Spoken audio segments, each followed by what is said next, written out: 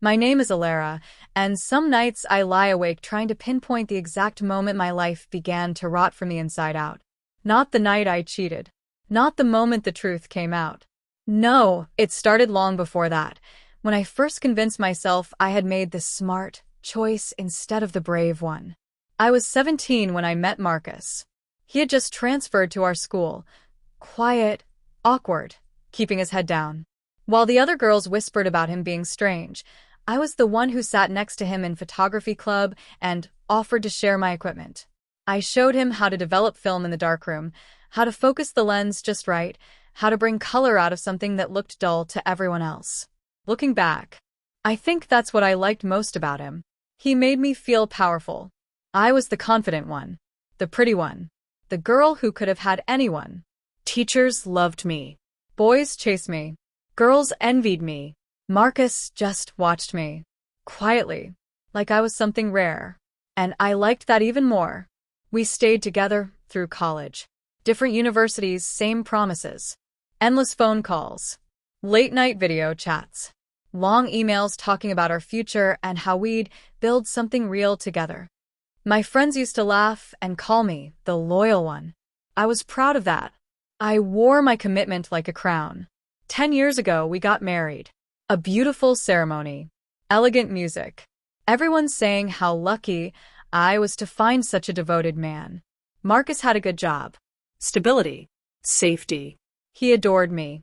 Too much, maybe. Because somewhere between shared bills, predictable weekends, and quiet dinners, I started to feel invisible.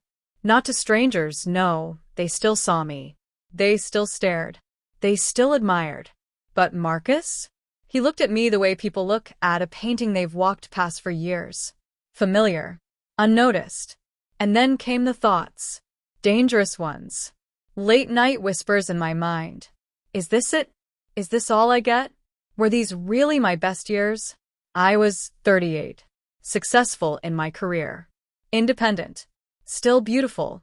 Painfully, obviously beautiful. Yet something inside me kept screaming that I had been buried alive inside a life that looked perfect from the outside. One evening I mentioned freezing my eggs, just to keep my options open. Marcus surprised me by supporting the idea. He even encouraged me to join an exclusive gym downtown, said it was time I focused on myself more. He had no idea what door he had just unlocked. That's where I met Sienna, Blair, and Nova. Sienna was married, glamorous, always smiling like she had secrets. Blair and Nova were in their early 20s. Wild, fearless, addicted to attention. Being around them felt like stepping backwards in time, or maybe reclaiming time I never got to fully live. After class one night, they invited me for drinks. I almost said no. Almost. The first night was harmless. A couple cocktails. Loud music in the background. Laughter. Compliments. Men glancing over. And for the first time in years, I felt seen. Not as a wife. Not as a responsible adult. Just as a woman. They called me dangerous in the best way. Said I could pass for 28. Claimed I was the most striking of them all. Those words went straight to the cracked part of me that Marcus had stopped filling long ago. Soon, dinner turned into nightlife. Music, dancing, strangers offering drinks. Men leaning in close to hear me over the beat. Eyes trailing over my body with hunger instead of familiarity. At home, Marcus started to ask questions. Why are you going out so much lately? You came home late again. You don't even text me anymore. He didn't ask like a lover. He asked like a worried parent. And it made my skin crawl. One night in the kitchen, he finally dared to say it out loud. You're changing, Alara. This isn't normal for someone who's married. Normal? That word hit me like an insult. You don't get to decide what normal looks like for me, I snapped. I'm having fun. I'm living. I didn't realize I needed your permission to feel alive again. His face hardened. It's not about permission. It's about respect. Respect. The word meant nothing to me anymore. I told him I would stay home that night. That I understood. That I would cancel with the girls. He believed me. But as I stared at my reflection in the mirror later, I saw a woman who had been caged for too long. I put on my tight black dress. The one Marcus always said was too much. I sprayed perfume on my pulse points, and I ordered an Uber. Sienna's text popped up immediately. We're at the Vale, and you need to get here. Trust me. The club was packed, pulsing with energy, the air thick with music and desire. I walked in and felt heads turning. Blair and Nova squealed when they saw me. Then I saw him. Adrian. 6 foot something. Sharp jaw. Confident eyes. The kind of man who didn't ask for permission. He took attention by force of presence alone. He didn't even flirt. He simply looked at me and said, "You don't belong to the background." And just like that, I felt dangerous again. We spoke for over an hour. Then 2. Then he leaned in close and asked if I wanted to go somewhere quieter. I didn't text Marcus. I didn't hesitate. I didn't even breathe properly. I only thought one thing. This is who I was supposed to be. That was the last clear thought I had before I stepped into Adrian's car. The city lights blurred past the window like a dream I'd waited too long to live. The music was low, smooth, nothing like the deafening noise of the club. My heart was pounding, but not from fear. It was from anticipation. From the feeling of stepping over a line I had stared at for years. His apartment wasn't far. Tall building. Expensive. Clean. Cold in a way that felt designed. Nothing like the warm, ordinary home I shared with Marcus. This place felt like a different world entirely. "Drink?" he asked, already moving toward a sleek bar in the corner. "Surprise me?" I replied, my voice lighter than it should have been. He laughed softly. "I like you already." We stood closer than strangers should. The tension in the air was thick, humming. He handed me a glass, our fingers brushing for half a second longer than necessary. "So," he said, studying me, "what's a woman like you doing married?" I almost laughed. "I'm not here as a wife," I said quietly. "Tonight, I'm just me." That answer seemed to please him. When he kissed me, there was no hesitation on either side. No guilt crashing over me. No memory of a wedding, a home, a life. Only heat. Only the sudden certainty that I had been starving for years and was finally being fed. I left before sunrise. Slipped back into my own world before reality could catch up. When I walked through the front door of my house, everything looked the same. Furniture in the same place. The faint scent of Marcus's soap still floating in the hallway.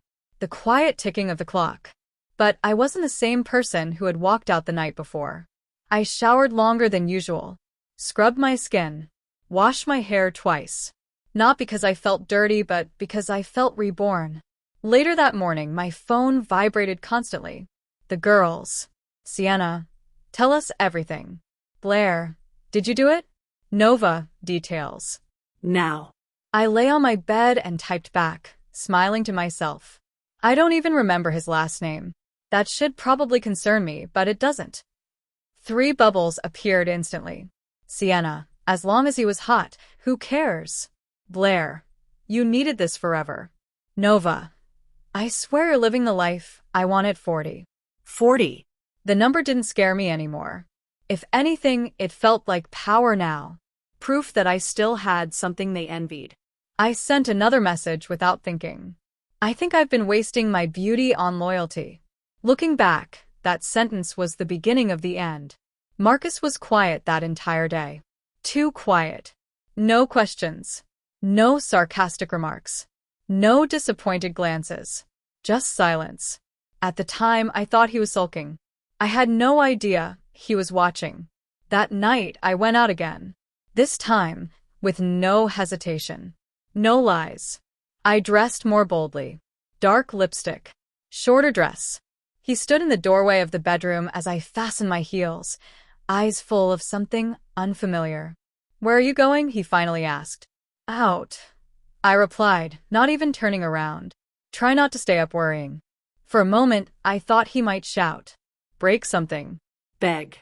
Instead, he simply nodded once. "Have fun, Alara." Something about the way he said my name sent a strange chill down my spine. The bar was brighter than the night before. Louder. More intoxicating. Every glance fed my ego. Every compliment a drug. I danced, laughed, let hands rest at my waist, my hips, my back. For a few hours, I wasn't a wife. I was a fantasy. When I finally came home, it was nearly 2 a.m. The house was completely dark except one light, the living room lamp. Marcus was sitting on the couch. Not angry, not crying, just waiting. In his hand was my phone. My smile disappeared. He slowly looked up at me. His face was pale, unreadable, quiet in a way that was almost terrifying. "Tell me something, Alara," he said calmly. "Do you really think you're too beautiful to be faithful?" My stomach twisted. "I don't know what you're talking about," I tried to say, but the strength was gone from my voice. He tapped the screen. "Do you remember writing this? Or this?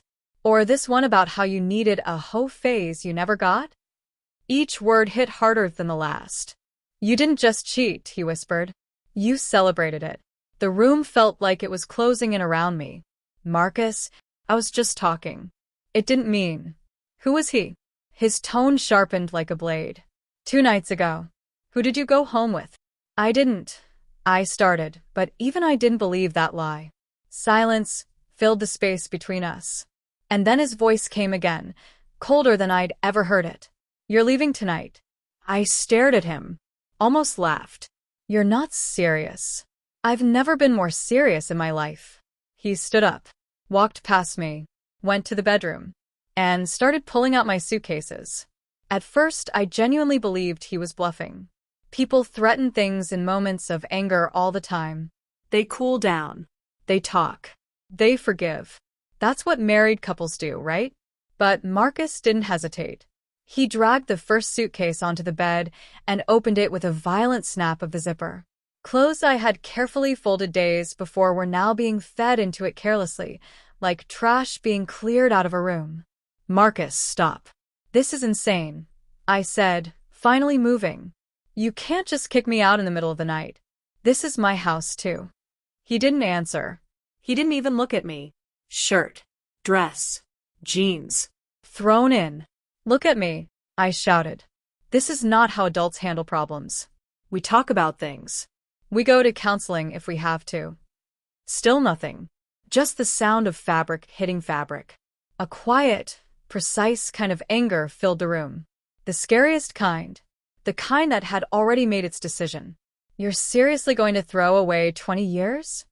I pressed, my voice starting to crack. 20 years over one mistake.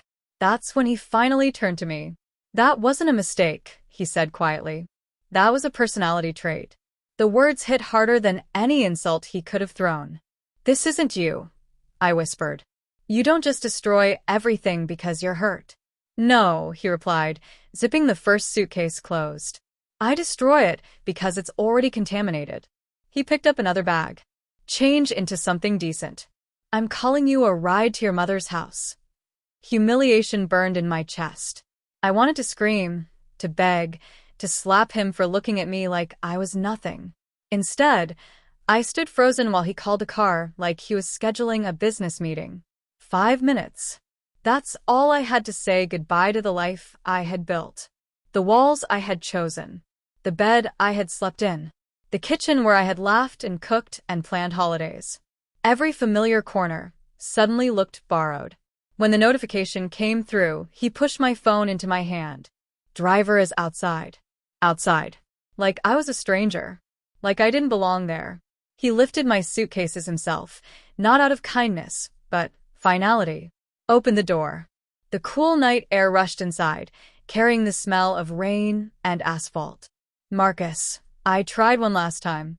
He didn't answer. He just waited. So I stepped outside. And he shut the door behind me. No goodbye. No last touch. No final look. Just silence. The drive to my mother's house felt unreal.